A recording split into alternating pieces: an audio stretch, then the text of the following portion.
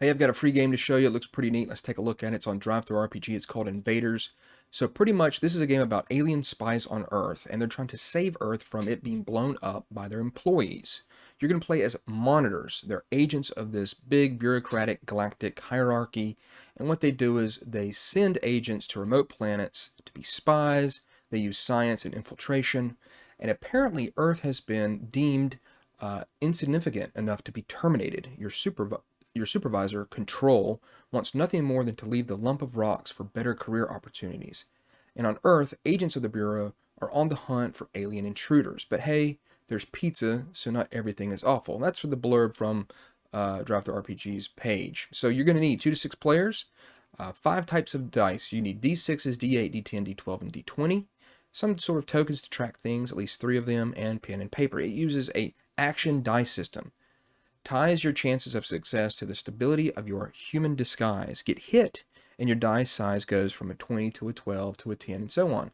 Reminds me a little bit of Savage Worlds, in which you have different dice that go down.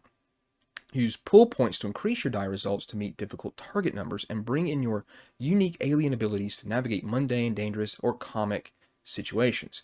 The game uses a number of meter clock mechanics to track the progress of Control's to-do list before Earth is being terminated. For your own, you have your own performance evaluation and how aware the Bureau is of your actions. So you're going to take on missions for Control, sabotage Control to delay the termination of Earth, avoid bad performance review, mitigate Bureau awareness. And while you're at it, try to enjoy Earth for all of its reasons to be saved. If you're doing well, you even get to go on vacation. So let's take a look and see what we've got going on here. So pretty active front page here. It's going to kind of give you a lot of stuff up front. You've got this termination clock that goes from, of course, green to red. You're going to start from red, and you're going to go down. Okay.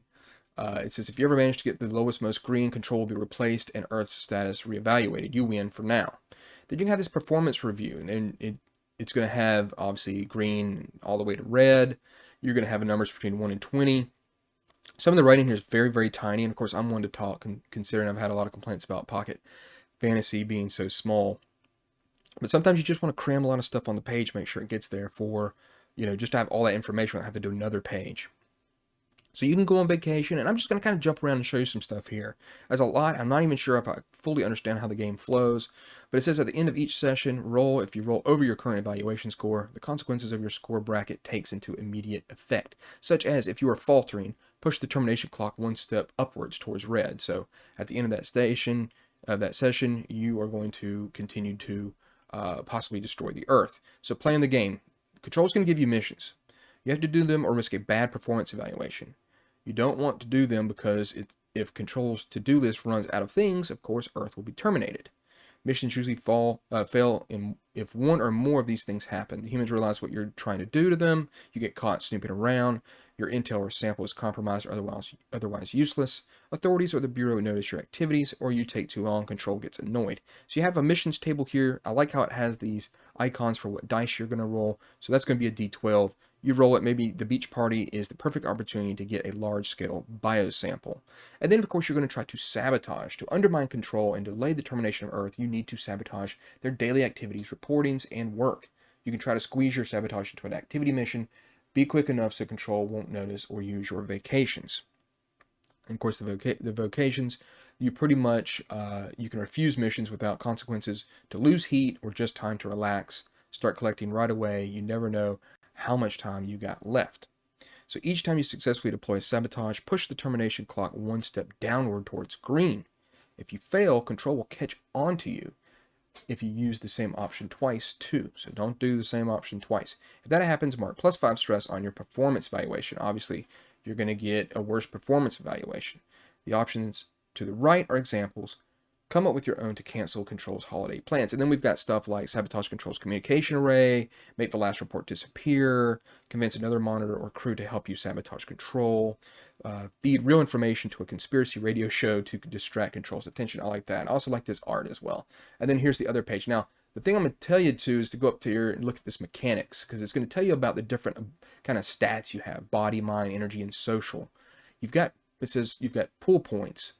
Use those to increase your action die result. One pull point equals +1 on your result. You can only ever use one pull for an action at a time. You start with 1 point in every pull. At character creation, add any bonuses you get from your station and home planet. We go over here to the left. We've got crew disguise. Pick one or more. No one's judging. It could be family, gang, business, country club. Your station, that's going to be kind of like, what your career is. Captain, counselor, engineer, medic, or security. You roll a d6 for that. And you can see like the captain gives you +1 social and some stuff that you're going to equip. Just to let you know, the starting equipment on the captain is got a typo. So hopefully that'll be taken care of. But all well and good. There's a lot of information here to try to put on one page. And then your home planet. And it's going to also change like what type creature you are. So like these Zardak are humanoids with strong psionic abilities. The Vitrol are amorphous energy beings who absorb almost everything, including emotions, very social. They get abilities like telekinesis, telepathy, mind control. They have a weakness, and then they get those bonuses for like mind, body, energy, and social. So a lot of stuff going on here. It's going to tell you about the action die, how it goes down. When you get hit, you roll a 1 on any task. It says that pretty much if your action die is a d10, the GM needs to roll a 10 or higher to hit you. Yes, this means if you are fresh out of the biochamber, GM would need to roll a 20 to hit you. But as the game goes on, your die size will probably decrease by other means, so not just by you getting hit. It tells you about the action die refreshing when you spent an hour in the biochamber, or by using the emergency stabilizer. There's rules here for your UFO at the start of the game, and every time the consequence of the top result on the performance evaluation skill comes to effect, pick one module, so you can get some stuff to kind of upgrade your UFO, a holding cell, a field lab, a fabricator. And then what happens if you lose your disguise? Down here in the bottom left, again, we've got the icon for the different dice. I like that. And then task resolution. So pretty easy. GM always rolls a d20 and doesn't get to add points from pools to the result. Fate is swingy that way. It says task resolution. If there is an interesting possibility to fail, you roll your action die to roll equal or higher than the target number. Remember, you can use pool points to increase your result. So we've got the target number, difficulties, task examples, which I like, cooking a human meal with a recipe. Normal would be picking a lock without time pressure. And then your opponent examples, such as a civilian or a mall cop. And of course, very hard going up to the squad of bureau agents or disabling a bomb within 30 seconds to go. It talks about the invaders here. If the thermometer reaches invaders temperature, the bureau dispatches a squad to your location. Then it goes down to 5 again. The bureau is very hard to read. It's very tiny. So I apologize on that. It does have some bureau gadgets that it tells you down there. Overall, I think it's a neat, very crammed in game with a lot of stuff going on, but it's very imaginative. I like the theme of it. I like the art, how it's laid out. Of course, the writing could be a little bit bigger. Again, I know that's kind of hypocritical for me, but it's got a lot of cool stuff going on for it, and I just like this type of like 1950s invaders trying to save the earth thing that it's got going on. So there it is. A pretty cool little game. I would love to see this being played just so I can see exactly how it works, or it'd be great to have another page for the creator of this game giving us a example of play. I think those are always very helpful, especially when you've got a product like this that has a lot of stuff going on in it in a very small package, to try to figure out exactly how things go. So I would hope that maybe you could do just an example of play somewhere, or as a PDF that's added on to this download. So there it is, Invaders. Thanks.